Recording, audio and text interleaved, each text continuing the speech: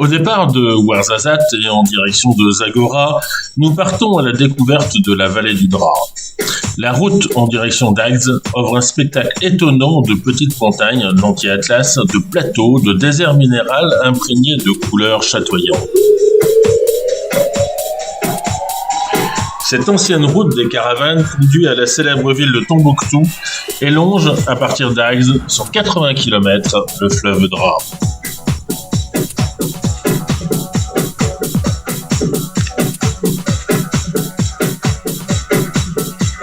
En redescendant du Tizi Tiflit, quelques kilomètres avant d'arriver à Agde, vous trouverez à gauche une longue piste praticable à travers des collines sinueuses et une vallée aride parsemée de rochers. Un sublime paysage minéral, voire lunaire, qui ne laisse pas croire qu'un coin de paradis se trouve au bout du périple. À l'entrée du village, tournez à gauche. Après une petite marche de 10 minutes, vous rejoindrez les cascades du Drap. C'est un lieu surprenant, avec un petit trou d'eau pour se rafraîchir.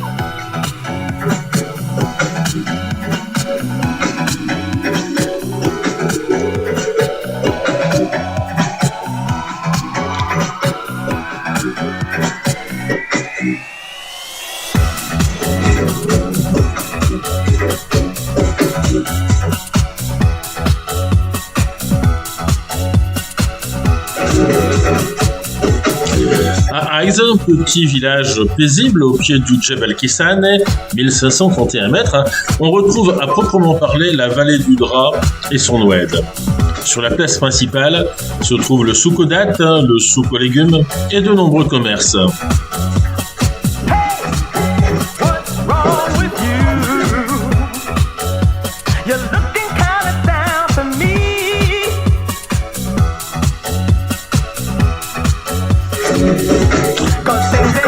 Ancienne capitale de la tribu Mesguita, le Ksar Tamnougalt est l'un des plus anciens Ksours encore en bon état au sein de la vallée du Drap. Fondé il y a déjà plus de 3 siècles par une famille de caïds qui représentait le sultan dans la zone, Ksar Tamnougalt occupait une position stratégique.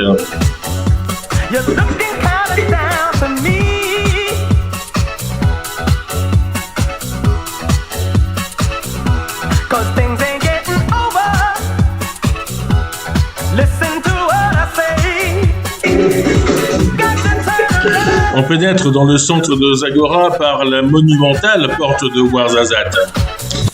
À l'extrémité sud de la ville se trouve le célèbre panneau annonçant la route de Tombouctou, la porte du désert. C'est la dernière ville avant le désert et les premières dunes, les dunes de Tinfou à une vingtaine de kilomètres.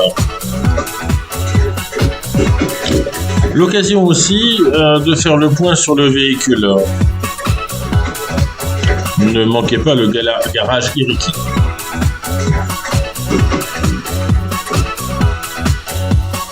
Hey, what's wrong with you? You're looking kind of down to me.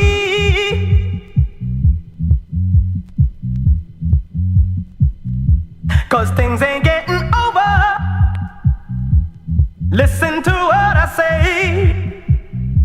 Got to turn around.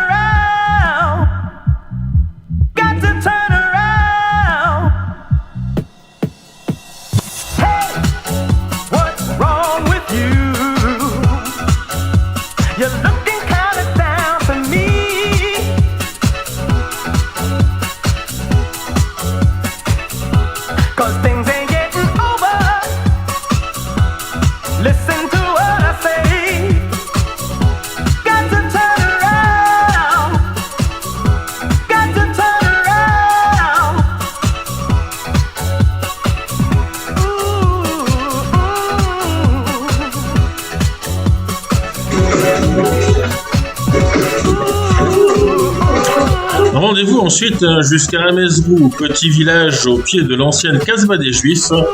Nous suivons notre guide trouvé en chemin au travers de la Palmeraie et constatons à quel point elle souffre de la sécheresse. Ici, le bain de sable est une institution, les bienfaits sont nombreux, dont la guérison des rhumatismes.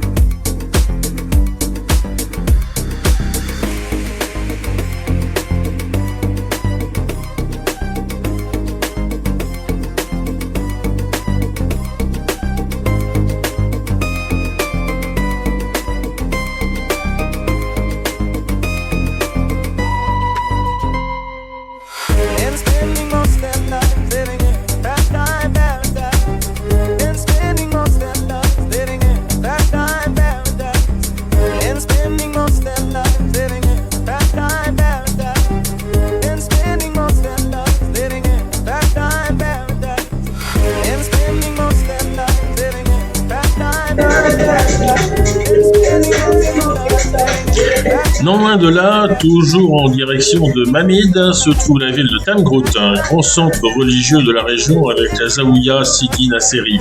Elle abrite également une célèbre mosquée au toit de faïence bleue et au minaret blanc. La Zaouïa Nasseria de Tamgrout est aujourd'hui un patrimoine culturel national, un lieu de recueillement et un monument qui conserve des trésors historiques. Notamment le tombeau de l'emblématique cheikh se situe près de la porte d'entrée de la Zaouïa, dans le mausolée connu sous le nom du Jardin des Cheikhs, en hommage à la mémoire des grands soufis qui tissèrent ici l'histoire de la prestigieuse Tariqa.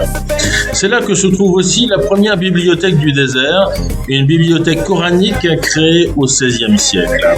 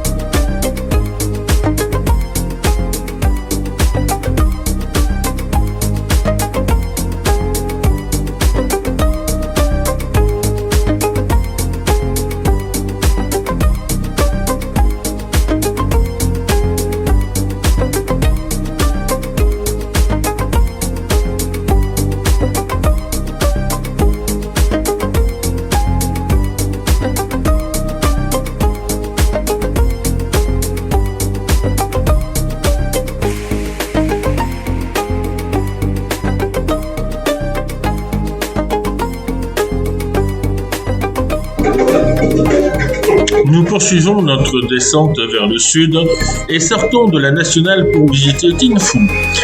La route serpente au milieu de la palmeraie avec la particularité, c'est qu'ici les palmiers sont ensablés.